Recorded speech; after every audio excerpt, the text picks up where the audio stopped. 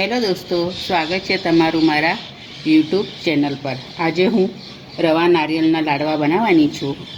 આ લાડવા તમે વાર તહેવારે ગમે ત્યારે બનાવી શકો છો। તો ચાલો મારા કિચનમાં આજે આપણે રવા નારિયેળના લાડુ બનાવીએ।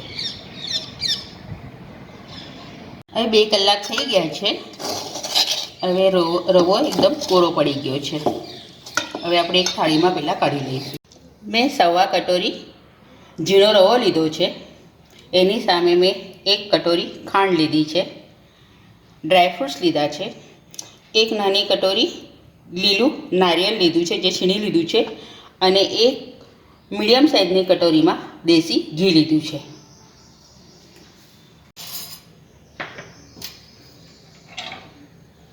હવે આપણે આ જે ઘી લીધું છે એમાંથી 2 ચમચી જેટલું ઘી આપણે કઢાઈમાં નાખીશું।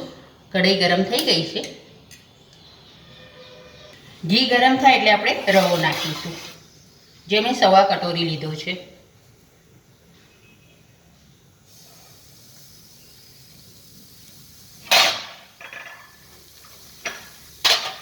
હવે આને ધીમા તાપે શેકી લેવાનો, અને ગેસ ધીમો જ રાખવાનો છે।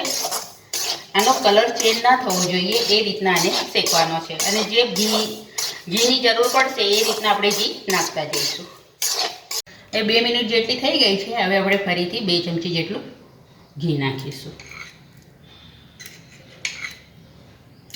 ફરી આને શેકાવા દઈશું। હવે જે વધ્યું છે ઘી એ પણ આપણે હવે અંદર નાખી દઈશું,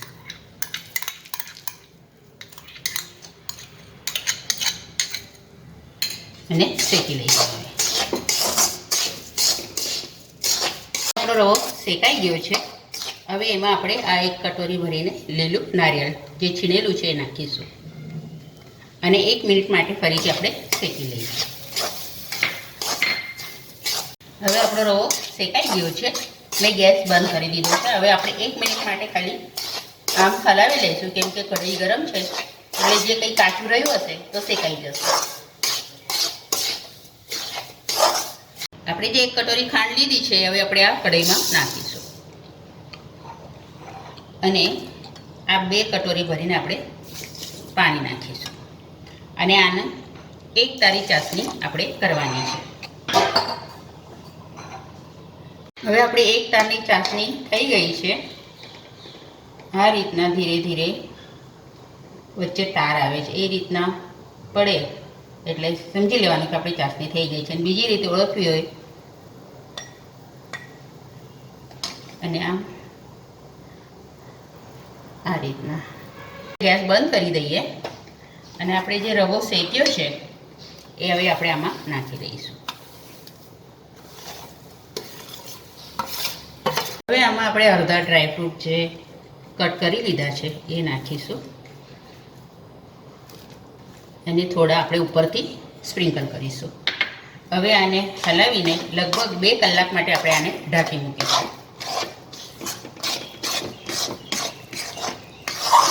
હવે 2 કલાક થઈ ગયા છે।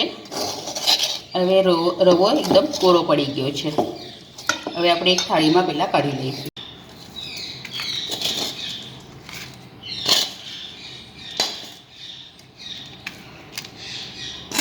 હવે આપણે આ રવાને બરાબર મિક્સ કરી લઈએ, કેમ કે વચ્ચે વચ્ચે થોડા ગાંઠા દેખાય છે।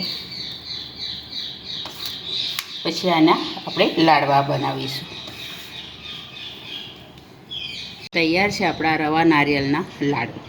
આજે મેં રવા નારિયેળના લાડુ બનાવ્યા છે। આ વિડીયો તમને ગમ્યો હોય તો લાઈક કરજો, શેર કરજો, ચેનલ પર નવા હો તો સબસ્ક્રાઈબ જરૂરથી કરજો।